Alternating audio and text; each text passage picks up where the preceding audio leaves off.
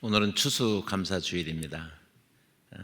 제가 추수감사주일에 관한 절기 말씀을 좀 전할까 생각도 했었는데 제 혼자서 그거는 선을 넘어가는 일이다라고 생각이 들어서 제가 특별히 추수감사절 말씀을 따로 준비하지는 않았습니다. 지난 주간에 캄보디아를 다녀왔습니다. 프놈펜과 시엠립이라고 하는 곳에서 선교사님들에게 3일씩 그렇게 말씀을 증거하는 그러한 기회가 있었는데 선교사님들이 얼마나 열정적이고 열심히 또 참석하신 분들이 듣는지 너무너무 감사하고 예정된 시간보다 저녁 먹고 또 밤에도 해요 이렇게 이제 계속 해주셔서 너무너무 이제 행복하고 감사하고 보람된 그러한 그 나날을 지냈습니다. 근데 제가 추수감사절이라고 하면서 제가 이 말씀을 드리는 것은 제 감사가 뭔가라고 하는 것을 말씀을 드리고 싶어서 그런데 제가 말씀을 전했더니 선교사님들이 변화가 일어나고 간증이 일어나고 눈물을 흘리고 이제 그런다는 사실이 제가 그게 감사가 아니다라고 하는 것을 말씀을 드리려고 그래요. 다 이제 그 일정을 마치고서 숙소에 들어왔는데 정말 그때부터 제가 마음속에 감사하게 되는 게 여러분 제가 여러분들이 보시기보다 훨씬 악합니다. 여러분들이 생각하는 것보다 훨씬 나쁜 사람입니다. 그래서 성경에 search라고 하는 그런 단어가 있는데 하나님께서 우리 제 마음의 구석구석을 이렇게 비추시면 저는 아는데 제가 여러분들에게 고백은 못하지만 얼마나 참 죄악되고 그래서 영적으로 파산한 자와 같은 그러한 그 종인데 그 사실이 너무 참 그런데 어떻게 이렇게 목사가 돼서 하나님의 말씀을 증거할 수 있는 그러한 자리에 하나님께서 세워주셨는가 하는 게 너무 부끄럽고 또 너무 감사해서 제가 그 본문이 정확하게 생각 안 나서 막 찾았어요. 그래서 이제 찾아서 그게 이제 욥기 40편에 있었는데 4절에 있는 말씀에 그 말씀을 제가 막 찾았습니다. 보소서 나는 비쳐나오니 무엇이라 주께 대답하리이까 손으로 내 입을 가릴 뿐이로소이다.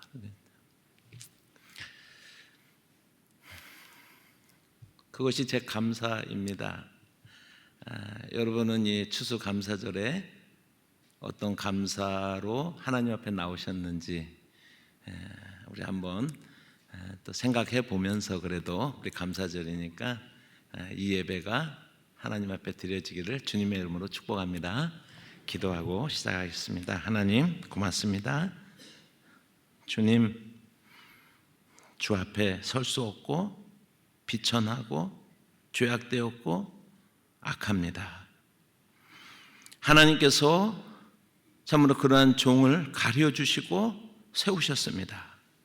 손으로 입을 가릴 뿐입니다 하는 고백을 주님 앞에 드리며 이 말씀을 듣는 우리 온 성도님들이 정말 이 말씀의 입술에 어떠한 언변과 구변이 아니라 예수 그리스도가 계셔서 고맙습니다. 그 은혜가 얼마나 감사합니다. 주님만이 우리의 소망이십니다. 고백하고 결단하고 또 그렇게 삶을 사는 그런 믿음의 시간이 될 수 있도록 종을 울림통으로 사용하여 주시옵소서. 이 말씀을 듣는 분들마다 하나님의 그 생명의 말씀이 잘 전달되어져서 그 가슴에 그 마음에 잘 박힌 못처럼 박혀지게 하여 주시고 그 말씀 붙들고 또 한 주간 세상 가운데서 넉넉히 이기는 삶을 다 살 수 있도록 역사하여 주시옵소서. 감사드리고 예수님의 이름으로 기도합니다. 아멘. 오늘 저는 여러분들과 함께 창세기 4장에 있는 말씀을 읽었습니다. 제가 보는 성경, 그러니까 제 관점으로 보기에는 하나님께서 창세기 1장부터 12장까지는 이제 바둑으로 치면 포석을 두셨다라고 하는 그런 생각이 들어요. 그래서 여러분 그 바둑의 고수들이 바둑 둘 때 바둑판에 한 구퉁에서 막 처음부터 싸우는 거 봤습니까? 딱 고수가 이쪽에 탁 뜨면은 다른 고수가 어디 둬요? 왜 그런지는 모르겠는데 꼭 이쪽에 딱 두더라고요. 여기서 두면 여기다 두고, 그리고 나서 포석 단계가 끝나면 이제 본격적으로 이제 바둑의 치열한 수싸움이 시작되는 거는 우리가 기본적으로 바둑 구급인 저도 아니까 여러분들도 그거는 아시라고 생각을 합니다. 성경 전체를 놓고 봤을 때 창세기 1장부터 창세기 12장은 그렇게 하나님께서 포석을 두시는 것 같다라고 하는 그런 느낌을 저는 받습니다. 창세기 1장은 천지창조에, 세상의 기원이 어떻게 됐는가 하는 천지창조에 관한 말씀이고, 2장은 그 중에서 인간이 가장 중요하잖아요. 그래서 인간 창조의 부분들을 다시 한번 조명을 해서 우리에게 말씀을 주시고, 창세기 3장은 아담과 하와가 범죄를 저질러서 어떻게 그 죄가 온 세상에 미쳤고 오늘 우리께까지 미쳤는가라고 하는 그런 죄의 기원에 대해서 말씀을 하고 있습니다. 그리고 이제 오늘 읽은 본문의 말씀이 창세기 이제 4장입니다. 가인이 아벨을 뭐 했죠?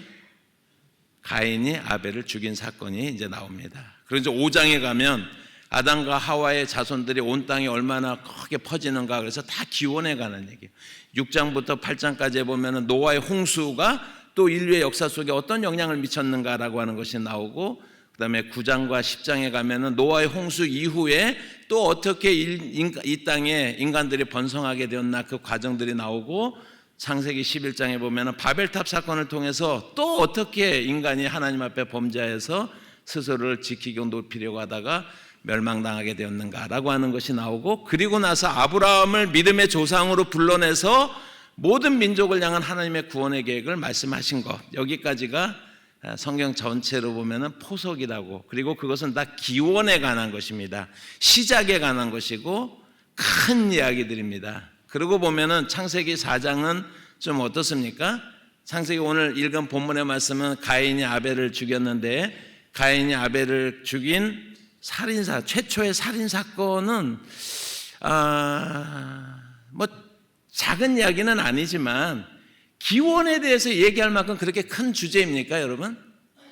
창세기 4장의 살인사건, 그래서 우리는 지금까지 성경을 이해할 때 창세기 4장을 살인사건으로, 최초의 살인사건으로 그렇게 이해를 합니다. 그렇지만 제가 오늘 말씀을 드리고자 하는 것은 창세기 4장을 살인사건으로 보기에는 다른 것과 격이 좀 맞지가 않는다. 다 기원, 큰 얘기, 세상을 어떻게 만드시고 어떻게 인간을 만드시고 어떻게 죄악이 이 땅에 들어왔고 어떻게 노아의 홍수가 일어났고 어떻게 바벨탑 사건 때문에, 그리고 어떻게 하나님께서 믿음의 조상인 아브라함을 불러내신 그러한 이야기들 속에 있는 이 살인사건이라고 하는 것은 그 자체가 우리의 가정이, 우리의 결론이 틀렸다라고 하는 것을 말씀하고 있어요. 그래서 가인과 아벨의 창세기 4장은 살인에 관한 이야기가 아니다라고 하는 것으로부터 우리가 출발을 해야겠습니다. 우리가 창세기 4장을 이야기를 할 때마다 머무르는 질문이 있습니다. 그것은 왜 하나님께서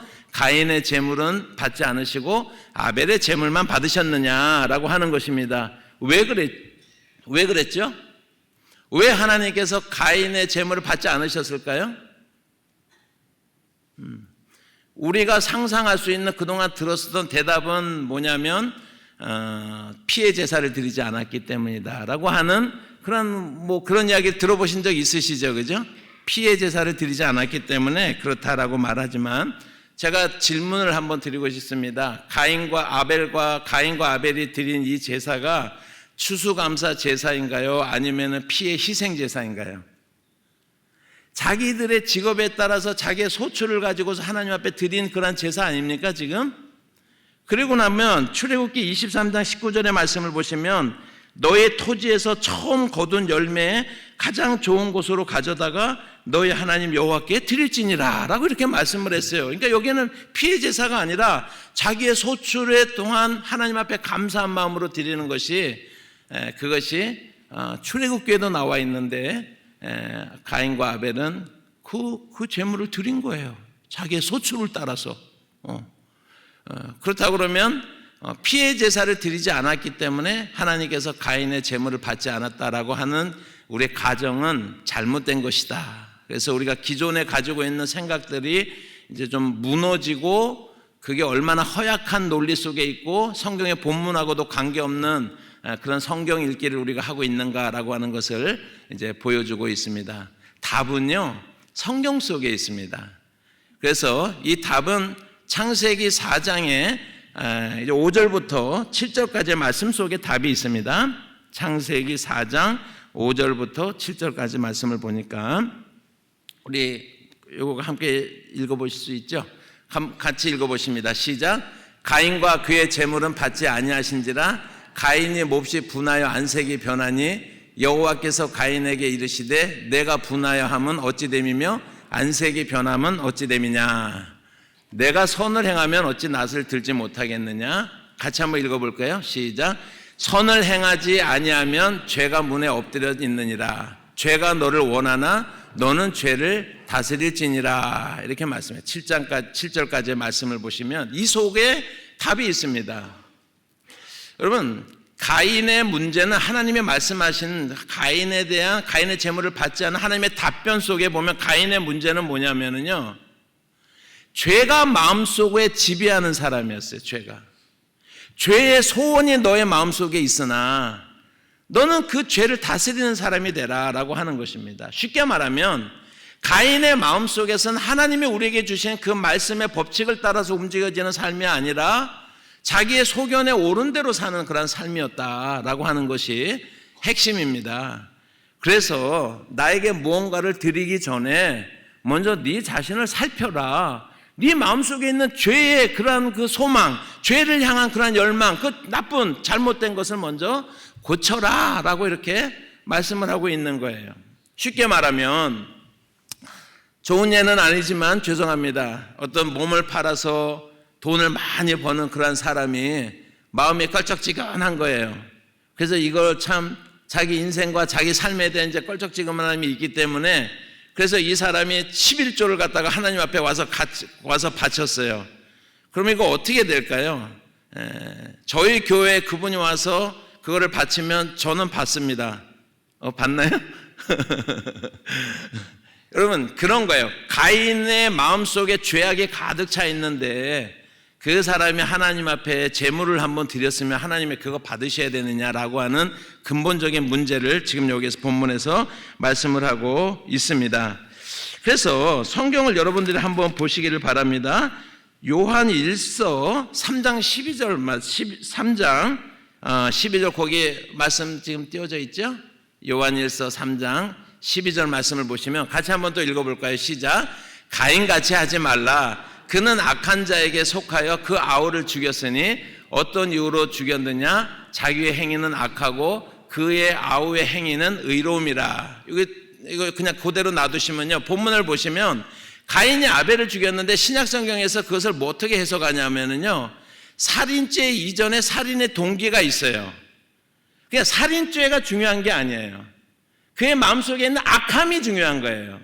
그의 마음속에 악함이 있으면 이 사람이 가인은 살인죄를 저질렀지만 다른 어떤 사람은 그것을 사기를 저지를 수도 있고 나쁜 짓을 여러 가지를 할 수가 있잖아요. 그죠? 악함으로부터 죄들이 나오는 것입니다. 그러니까 성경에서 말씀하고 있는 것은 가인의 마음속에 있는 악함을 주목하는 거예요. 그 결과로 그가 동생을 죽이기까지 하는 그런 살인죄로 드러났을 뿐입니다. 그래서 오늘 말씀하고 있는 것은 가인의 마음속에 있는 그 악함의 본질이 뭔가라고 하는 것을 우리가 말씀을 통해서 좀 함께 살펴보기를 원합니다. 그래서 우리가 지적한 것처럼 피해 제사를 드리지 않았기 때문에 가인의 제물을 받지 않은 것도 아니고, 창세기 4장은 최초의 살인에 관한 그것이 하나님께서 우리에게 주시는 그러한 주요한 주제도 아니다. 이것은 뭔가 큰 이야기다라고 하는 것을 우리가 이해를 해야 되겠는데, 성경을 한 구절 보면서 우리가 말씀을 제가 아주 핵심 전환적인 그러한 질문을 여러분들에게 하도록 하겠습니다. 창세기 3장 24절 말씀을 한번 보실까요?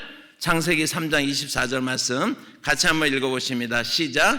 이같이 하나님이 그 사람을 쫓아내시고 에덴 동산 동쪽에 그룹들과 두루 도는 불칼을 두어 생명나무의 지키게 하시니라 말씀해요. 여기서부터 연결이 되는 거거든요.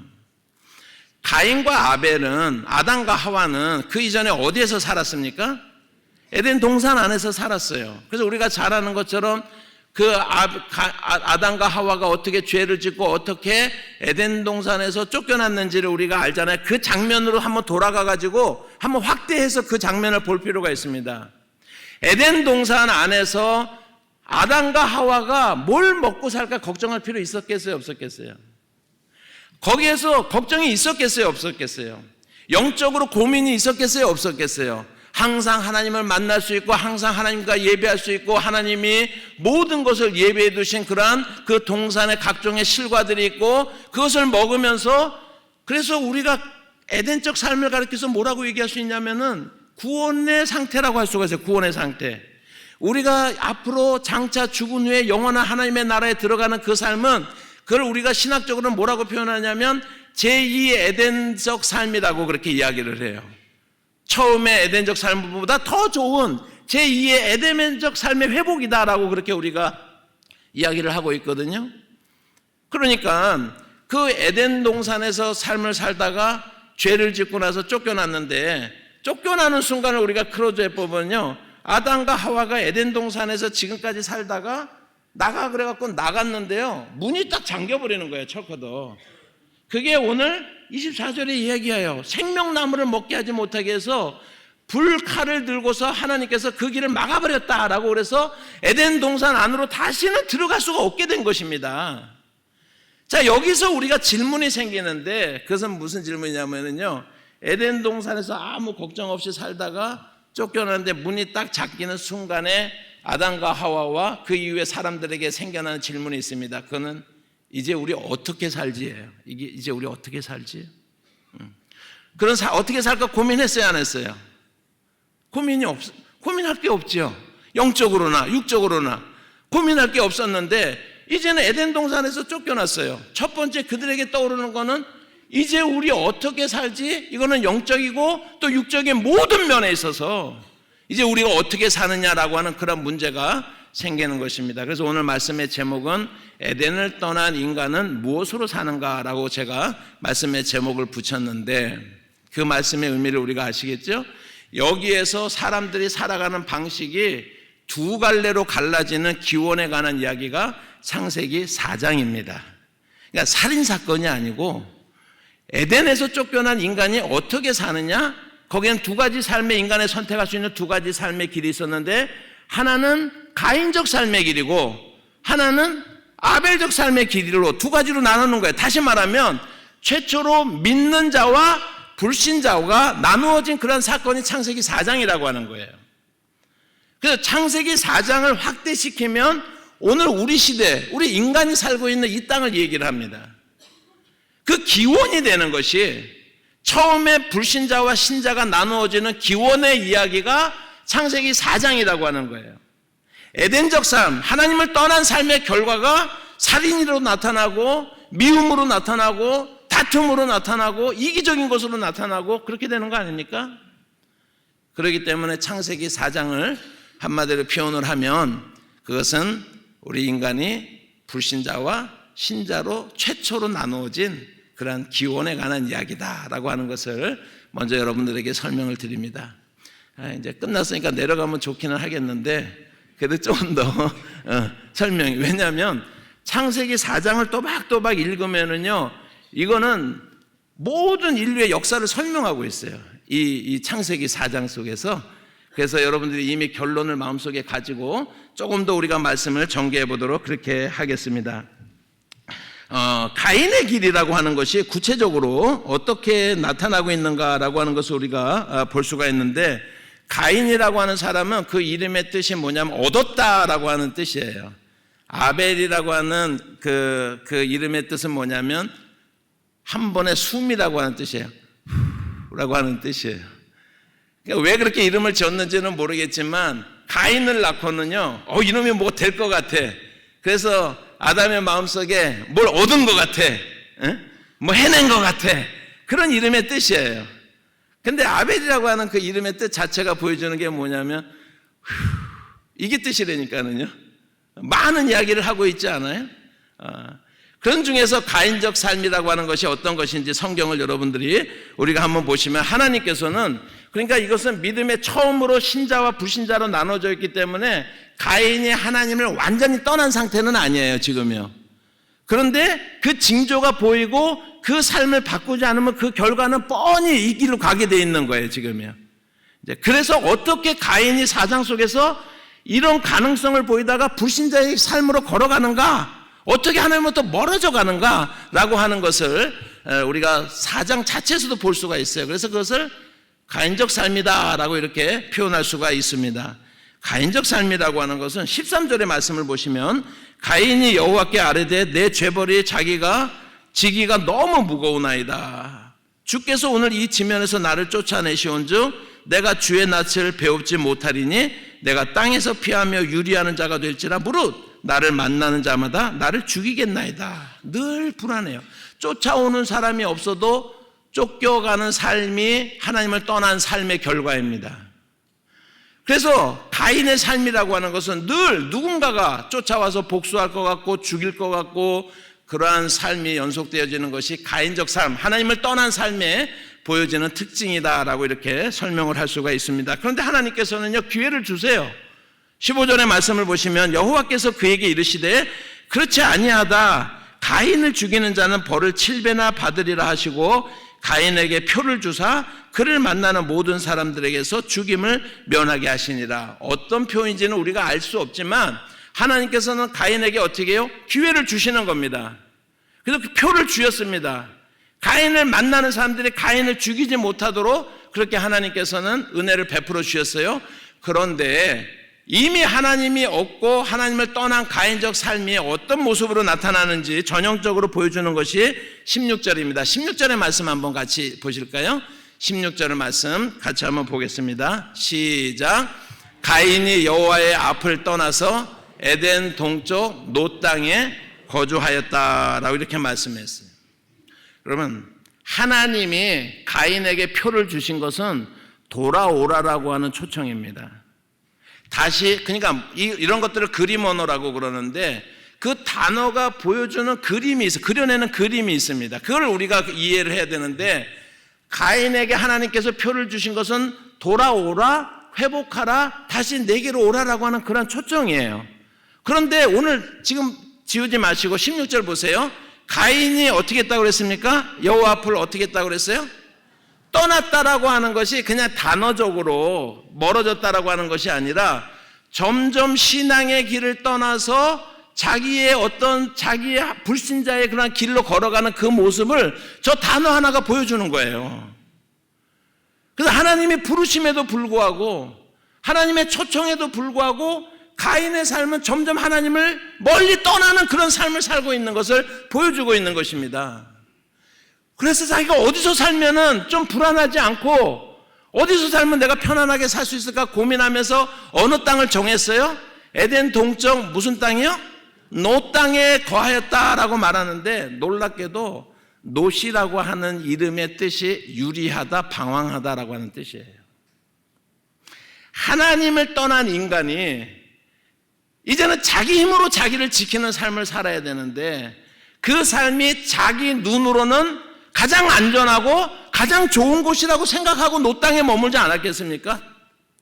그런데 사실은 그 땅이 무슨 땅이라고요? 유리하는 땅이라고 하는 거예요. 하나님의 떠난 삶의 결과를 보여주는 것입니다.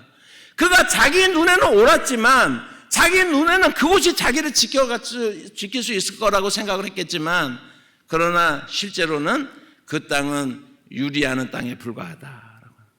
유리하는 땅에 불과해요. 그러니까는 가인의 마음속에 있는 불안이 끝나지를 않는 거예요. 가인의 마음속에 있는. 그래서 가인이 그 다음에 어떻게 합니까? 17절의 말씀 한번 읽어보십니다. 시작. 아내와 동침함에 그가 임신하여 에녹을 낳은지라 가인이 성을 쌓고 그의 아들의 이름으로 성을 이름하여 에녹이라 하니라 라고 말씀합니다. 에녹이라고 하는 성을 쌓습니다. 에녹이라고 하는 이름의 뜻이 뭐냐면은 기원, 시작 그런 뜻이 있어요. 자크 엘룰이라고 하는 그러한 신학자가 이 가인이 성을 쌓은 것을 가르쳐서 뭐라 그러냐면 하나님의 반하는 창조를 하는 거예요. 그러니까 하나님이 창조해 놓으셨잖아요. 하나님의 계획이 있잖아요. 그런데 에녹은 뭐냐면 자기 힘으로 자기 방식으로 살아가기 위해서, 그리고 자기의 안전을 자기가 지키기 위해서 자기 스스로 성을 쌓는 거예요. 그리고 그 성의 이름이 시작이야, 기원이야. 그러니까 가인의 삶은 하나님을 떠난 불신자의 삶의 시작이요 기원인데, 그들이 나타내는 모든 해결책들, 모든 해법들은요 사실은 새로운 하나님의 반역에 불과할 뿐이다 라고 이렇게 자크 엘룰은 그렇게 이야기를 했어요. 너무나 맞는 말씀 아닙니까? 하나님을 떠나서 자기 안전을 지키기 위해서 행하는 그런 모든 수단들이 하나하나가 다 하나님에 대한 새로운 반역일 뿐인 것이다. 이게 이 세상이에요. 이것이 우리가 살고 있는 세상의 현실인 것입니다. 창세기 4장 얘기가 아니라 우리의 이야기입니다, 여러분. 그 성을 쌓는 그 목적을 여러분 한번 보시기 바랍니다. 성 안에 안전을 구하는 거예요. 자기 안전을 누가 지키고자 하는 거예요? 내 안전은 내가 지키고자 하기 때문에 성을 쌓는 거예요. 그래서 창세기 12장까지 보면 성 쌓는 얘기가 2번이 더 나오는데, 그 성을 쌓는 사람들이 다 누가 성을 쌓냐면 불신자 계통의 사람들이 성을 쌓는 거예요. 가인의 계열의 사람들이 성을 쌓는 겁니다. 그들이 다 보여주는 것은 뭐냐면 내 안전을 내가 지킨다라고 하는 거예요. 그래서 그 중에서 가장 유명한 성이 뭐예요? 바벨성이에요. 바벨성. 불신자 공동체에서 바벨성을 쌓고 바벨성 안에다가 높은 탑을 세우는 것이 바벨탑 아닙니까? 그러니까 창세기 12장까지 해서 성 쌓는 이야기들이 보여주는 것이 하나님을 떠난 사람들이 자기 자신의 안전을 지키기 위해서 자기가 쌓는 그런 안전의 성들을 의미하고 있습니다. 여러분, 성의 성격은 달라져 있겠죠. 옛날에는 성이라고 하는 것이 안전의 보장 아닙니까? 여러분, 오늘날 우리에게 내 인생의 안전한, 나를 지켜주는, 내 힘으로 나를 지켜야 되는 그런 성에 무엇이 있겠어요? 우리가 다 알지만은 힘, 돈, 이런 것들이 우리를 지켜줄 거라고 우리가 그렇게 철석같이 믿고 사는 것이 현대 아닙니까? 그런데 문제는 하나님을 떠난 인간의 삶이라고 하는 것이 나의 안전을 지키기 위해서 다른 것쯤을 상하게 하거나 빼앗거나 그렇게 하는 것에 두려움이 없다라고 하는 거예요. 19세기에 우리가 잘 아는 홉스라고 하는 그런 사회계약 철학자가 우리 인간의 상태가 자연 상태로 그대로 놔두면 어떤 상태가 된다고 그랬습니까? 만인에 대한 투쟁의 상태가, 그것이 인간이다. 그래서 서로 계약을 맺어서 적당한 선을 그어줘야 된다라고 하는 생각을 처음으로 하게 된 것이 19세기인데, 그런 생각을 오늘날 구현하려고 그러지만 점점 그 생각이 강고해집니까? 그것이 불가능해집니까? 여러분, 어떤 느낌이 드십니까? 자본주의 사회에서 신자본주의로 넘어가고 하는, 신자유주의로 넘어가는 이런 시스템을 우리가 보면서 인간이 생각하는 모순점을 해결하는 방법이라고 하는 것이 더 깊은 모순점과 더 깊은 불평등과 더 깊은 잘못된 것으로 수렁으로 빠져나가고 있다라고 하는, 들어가고 있다라고 하는 그런 느낌을 지울 수가 없는 거예요. 그것이 가인적 삶의 총체적인 결과다라고 이렇게 할 수가 있습니다. 그래서 가인이 쌓은 에녹성이라고 하는 것을 우리는 뭐라고 얘기하냐면 유사창조다라고 얘기를 해요. 유사창조라고 얘기를 합니다. 이 세상의 정치 시스템이 우리를 안전하게 지켜줄까요? 이 세상의 어떤 정권이 우리를 안전하게 지켜줄까요? 이 세상의 구조가 우리를 안전하게 지켜줄까요? 이 세상에 인간의 지혜와 사랑이 발현되어져서 모든 사람들이 다 동일하게 누릴 수 있는 그런 세상으로 변할 것이라고 하는 믿음을 우리가 가질 수 있을까요? 아니라고 저는 봐요. 왜냐하면 하나님을 떠난 삶의 모든 해결책은 그 각각의 하나님을 향한 죄의 결과이기 때문에 그렇다고 하는 거예요. 인간을 너무 낙관적으로 보는 것이죠. 그것이 가인적 삶이라고 할 수가 있습니다. 아벨적 삶이라고 하는 것은 반대는 것이죠. 아벨의 삶이라고 하는 게, 여러분, 아벨이 태어나갖고 한 일이 뭐냐면 제사 한번 드리고 가인에게 죽임을 당한 거예요.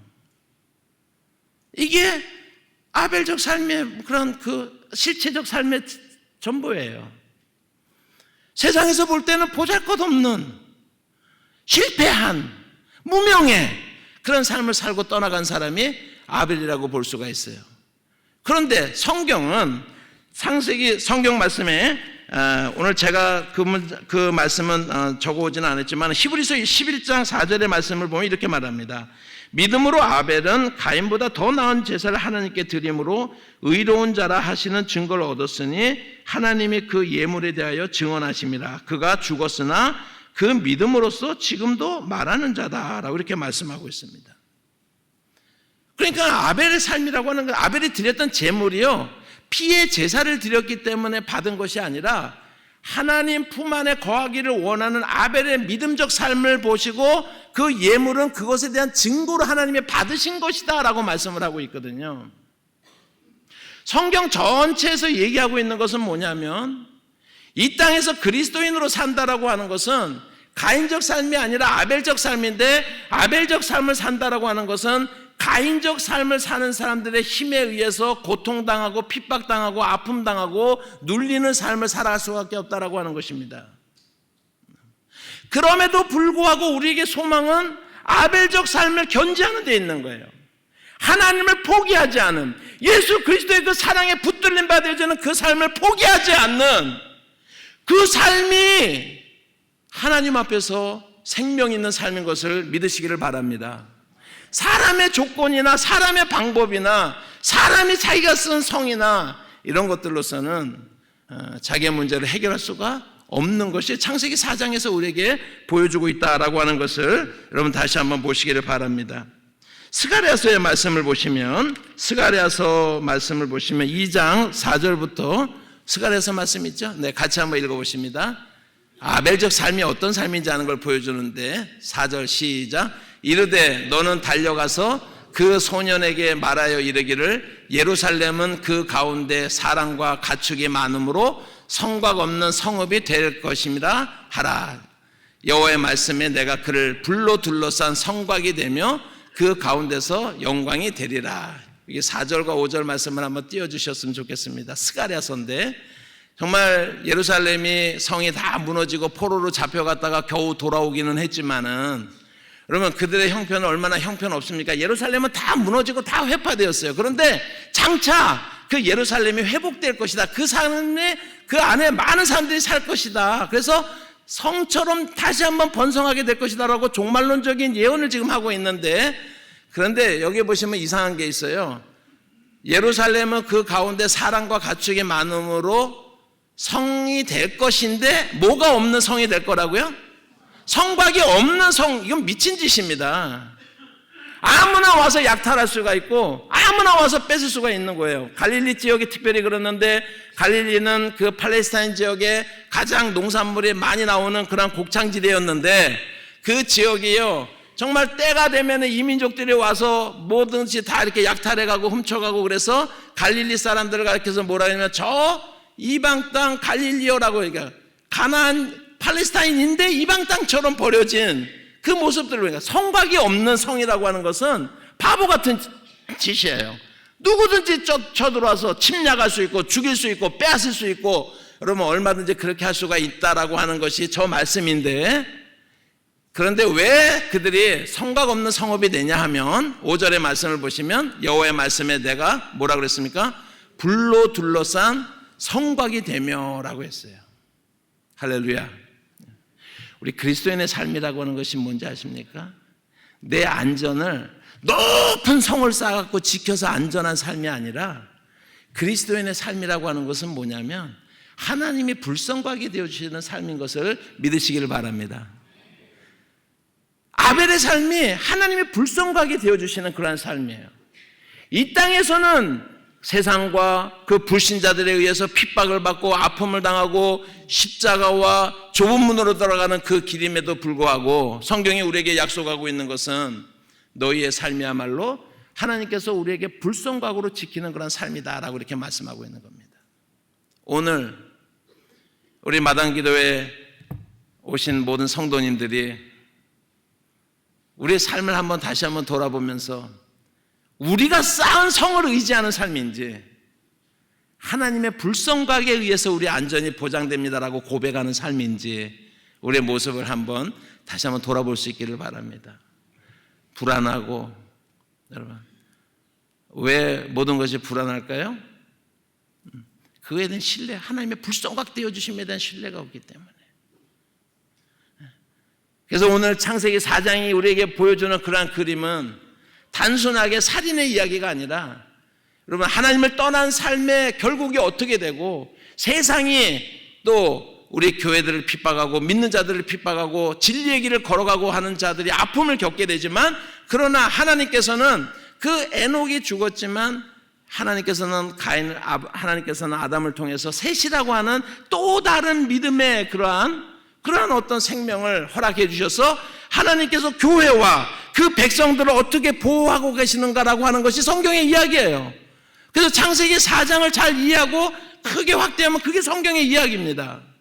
하나님의 우리를 향한 계획은 우리는 죽으면 끝나는 것이 아니라 영원한 세상을 믿는 사람들이기 때문에, 여러분, 에녹이 아니라 셋을 통해서 하나님은 계속해서 하나님의 일을 이루어 가시고, 하나님께서는 그 백성들을 보호하시되, 우리가 최종적으로 불성과 지키시는 하나님의 신적인 삶에 참여하는 그것이 새하늘과 새 땅이다라고 하는 것을 말씀하고 있는 것이 성경 전체인 것을 믿으시기를 바랍니다.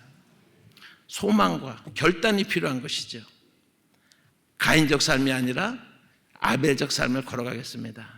아벨적 삶이 이러한 길이라고 할지라도 우리는 기꺼이 그 길을 선택하겠습니다. 그래서 주님 앞에 드려지는 그러한 저와 여러분 되시기를 주님의 이름으로 축복합니다. 기도하겠습니다. 하나님, 감사합니다. 그렇습니다. 하나님, 우리는 가인적 삶이 아니라 아벨적 삶을 우리가 살게 해주신 하나님의 은혜 감사합니다. 하나님, 우리의 안전은 우리의 힘, 우리 스스로 지키는 성곽 속에 있는 것이 아니라 하나님 안에 있는 것을 저희가 고백하게 하여 주시옵소서. 그 은혜 가운데 거하며 정말 소망을 우리 예수 그리스도 안에 두고 우리가 오늘도 감사하고 오늘도 우리가 주님을 향해서 걸어갈 수 있는 온 성도들이 다 될 수 있도록 성령님 인도하여 주시옵소서. 예수님의 이름으로 기도합니다. 아멘.